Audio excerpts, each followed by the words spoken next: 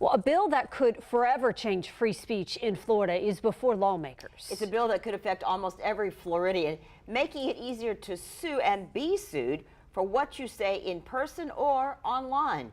First Coast News' Jessica Clark watched the first discussion of this bill today, and she joins us with the latest. Well, good evening. Today was indeed the first time lawmakers discussed the bill in Tallahassee. It would affect traditional news outlets, but it could also limit what ordinary people can say on social media platforms, podcasts, or at public meetings.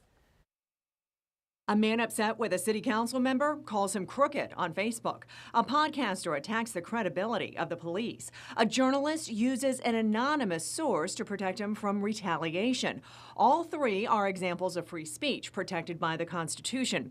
And all three could become violations of a Florida law if a bill is passed this legislative session. House Bill 991 deals with defamation and libel. It does a lot of different things. Republican Representative Alex Andrade from the Panhandle presented his bill to colleagues Tuesday. What this bill will provide is opportunities for people who've been rightfully harmed by a false statement that hurt their reputation to seek justice and not be concerned and not have to spend egregiously enormous amounts of money. It's getting a lot of pushback. First Amendment attorneys, the ACLU, and the group Florida's First Amendment Foundation say the bill chills free speech. We should be making speech more free, not more liable.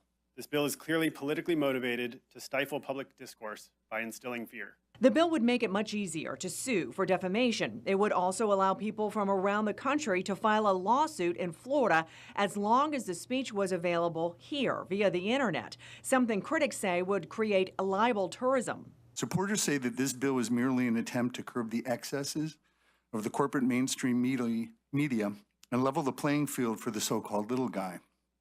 But HB 991 weaponizes defamation law to the point that it represents a death knell for American traditions of free speech.